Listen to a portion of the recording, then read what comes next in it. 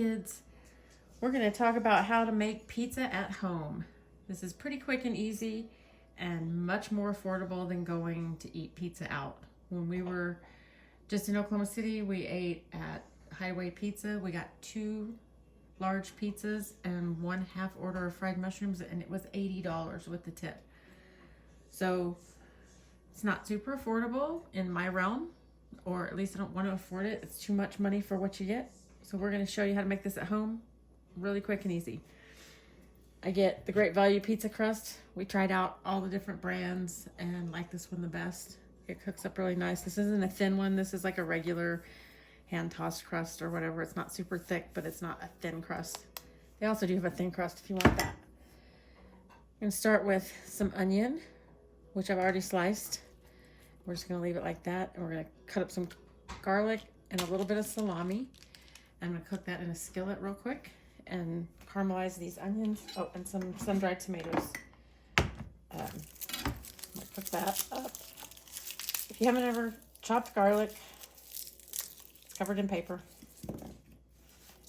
That's kind of messy, so just brush that aside, clean that up later. And an easy way, so you want to peel all that off. You can just kind of bend it and break it off and peel it away. Or another method, if you're not scared, and you can be careful, is you can lay your knife on it and point the blade down and smash it with the heel of your hand, and it'll break that paper away and kind of crush the garlic a little. Comes off really easy that way. Lay down, heel of your hand, and just peel it away.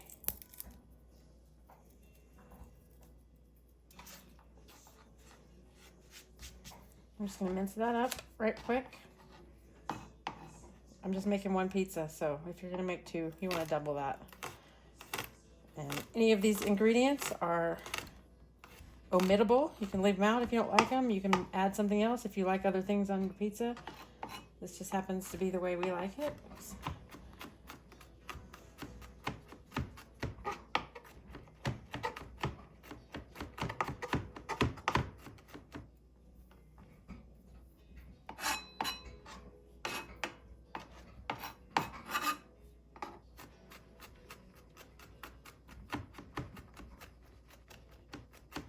And I'm just holding my blade on the cutting board and rocking it up and down.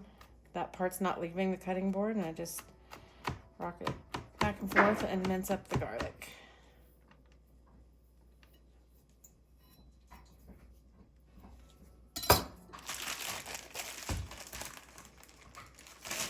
We get hard salami at the store.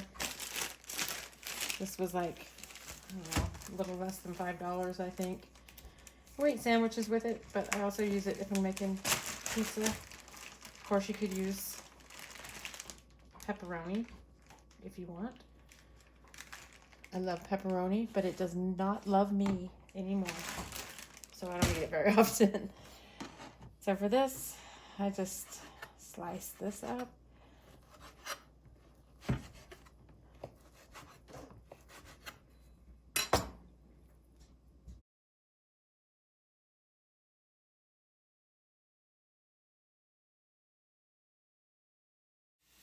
Okay, I've got my onion in the skillet.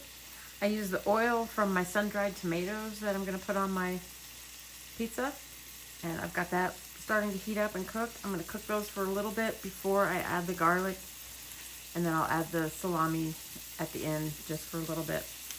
So while that's going, I've got my 1 pound block of mozzarella cheese. And my handy cheese grater. I'm going to grate some cheese for the top of the pizza.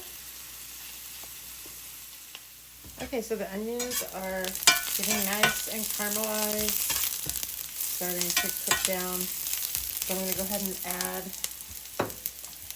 the minced garlic. And while this is cooking the rest of the way, I have started chopping some sun-dried tomatoes, and I'm going to chop up some olives. Those are Kalamata olives that are going to go on the pizza.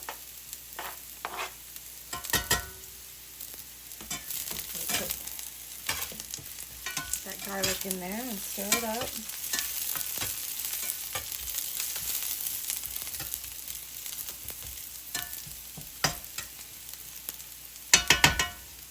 Since I'm getting close, I'm going to go ahead and turn my oven on now to preheat it for the pizza.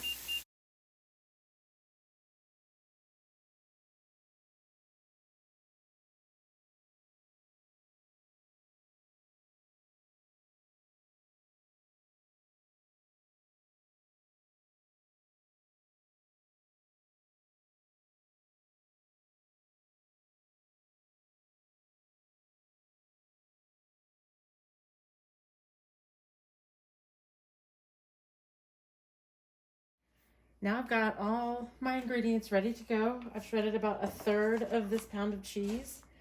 Got it ready. I've got my toppings that I pre-cooked and pre-chopped ready to go. So I'm going to open this and check my instructions. It says 425, so I'm going to turn my oven up just a little bit.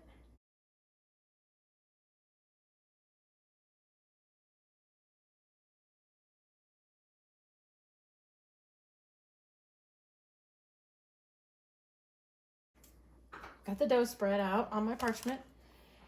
There's a few different things you can do here. I do all three depending on what I have, or really both. You can use pesto. You can just use some tomato paste and some Italian seasoning and start with that. Tonight I'm going to use pesto and some of this tomato paste because I have this and I need to use it up.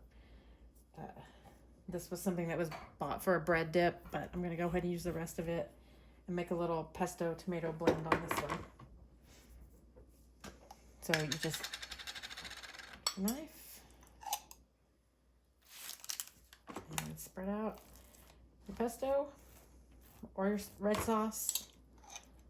If you're using red sauce, just add your seasoning on top of it, some salt and pepper and Italian seasoning, and it will taste like pizza sauce. You can mix it in a bowl together if you want, but you don't have to.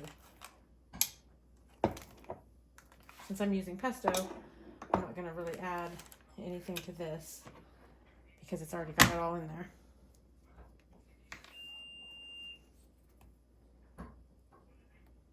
This is a really rich tomato paste.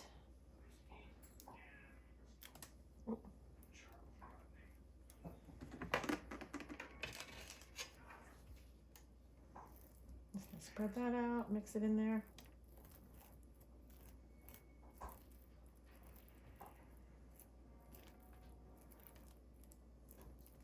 And then the next step is put your toppings on, and this is a matter of preference. Some people like to put their toppings under the cheese. Some people like them over the cheese.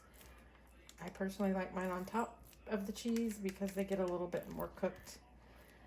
But if you like them underneath, just put them on first and then put your cheese on top.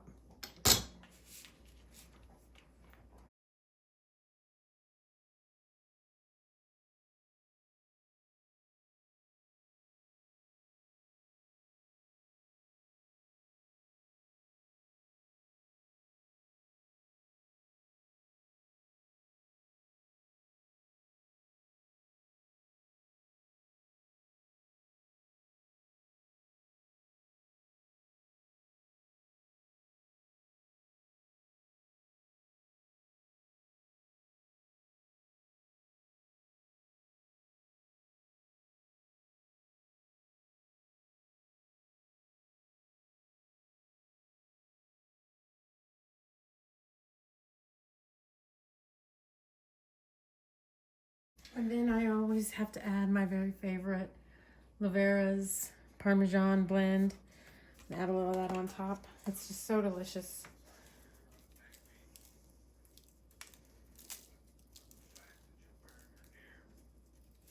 And we're going to pop this in the oven and bake it however long this says. Let's see, what does it say? Okay, the pizza's all finished. I cut it up. I got 10 pieces. This pizza costs $6.38. It'd be just as easy to make 2 of them if you have a bigger group and you need a little bit more. And you're still getting 2 great pizzas with lots of quality toppings for less than $15.